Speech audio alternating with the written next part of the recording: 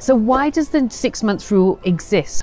Well, if you're new to property, you may not know about the dreamy days, the long gone dreamy days when you could buy a property discounted, same day refinance. Did you even know that was a thing? Yes, it was. And then pull all of your cash back out because you took out a 1-day bridge. You buy the property at a discounted price, same day refinance, and the actual genuine higher market value.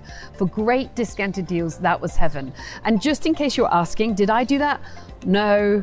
Sadly, I got into property about 6 months after this was all discontinued because of the recession 2008-2009. Because you can imagine an amazing money lending mechanism like that was somewhat open to abuse, plus the 2008 credit crunch hit. So a lot of banks got hit with crappy assets on their books. So the 6 month rule was one of the conventions that emerged to protect banks.